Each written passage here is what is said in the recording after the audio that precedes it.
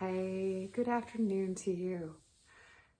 So today I thought would be a great day to practice courageous compassion around widening our capacity to be human. How about that?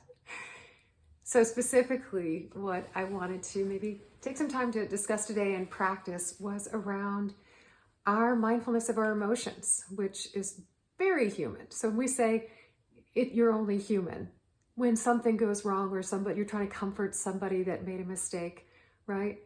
So yeah, to be human is to be imperfect, is to be fallible, and we mess up.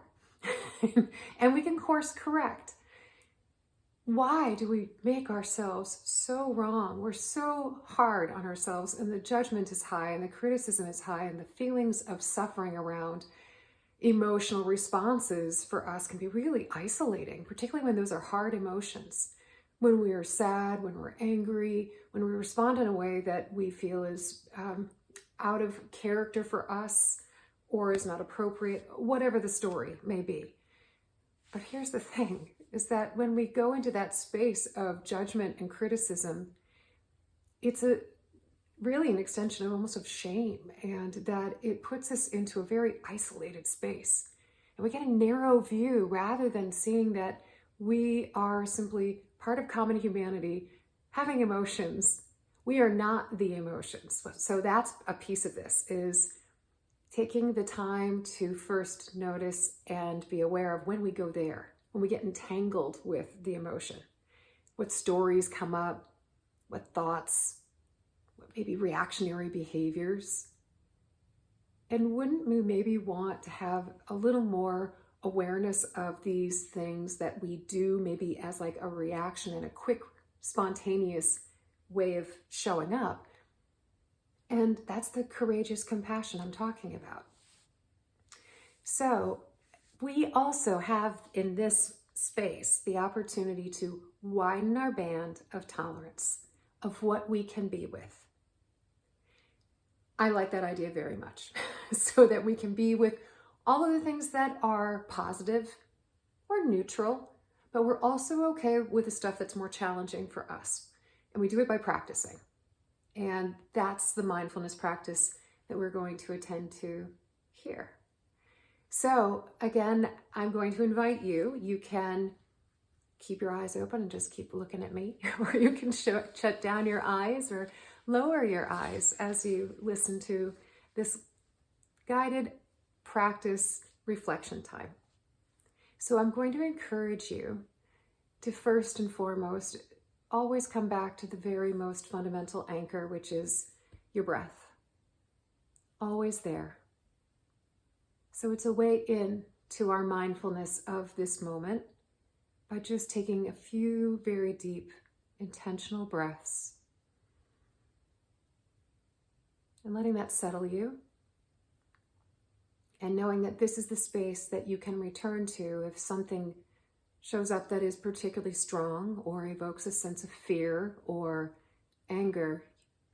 Open your eyes, look around, use your senses to ground you, but also use your breath. And then maybe you can approach again, whatever it was that was the challenge that came up for you. Okay. So going forward compassionately, kindly. Let's try.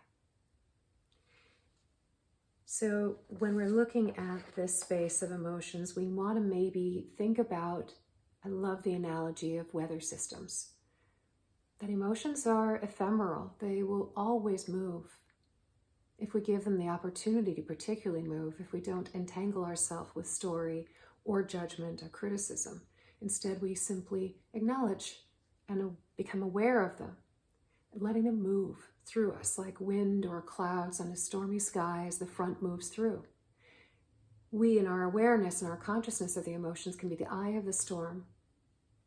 And it helps, perhaps, when emotions arise, that we can shift our attention into a space where we very softly name what's arising. Sad, sad. Anxiety, anxiety. Joy, joy.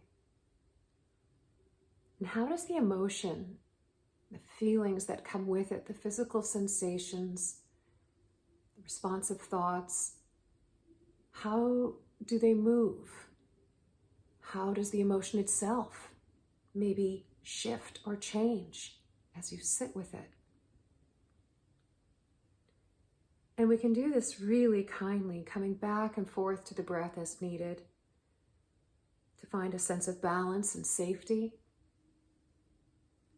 as you proceed with challenging emotions. And in this space, we're really making the space and time and attention shift towards it's very human to have these emotions, and that we are not the anger, we are not this particular expression of energy in this time. Grief, joy, etc. It will move, it will shift. And can we, with the positive emotions too, maybe not get so graspy about them? Savor them for what they are and continue to let things move through. All of this allows us to become gradually a little more able to be okay with all of it. And I love the words of wise teacher Tara Brach. It is the courage, if you will, that grows in you to be able to stay present for the full range of emotions that is part of the birthright of humanity. Not only to be alive, but to be alive with all that makes you up. It is human, it is part of being alive, it is part of the sufferings and joys of our being here in this present moment. And know that you can increase your capacity to be with, to hold space for, more skillfully. So that when challenging emotions arise, we see, we acknowledge, and we respond by giving it a little space, and we pause and we breathe. And we give a lot of compassion to ourselves rather than judging, shaming, criticizing, or grasping.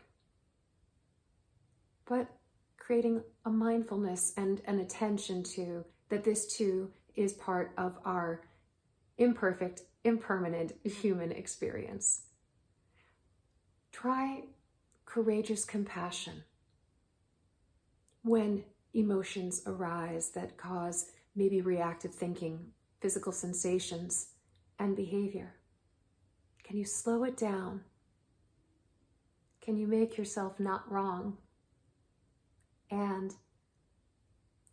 be in a space of growth and widening your zone of tolerance for all that is you. Take a couple of another deep breaths here.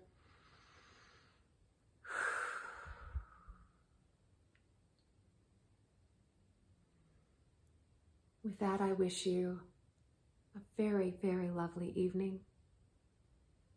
And I hope you'll maybe try this on when those sensations, those emotions arise. Slow down, practice, be patient. We've got this. Namaste to you until next time.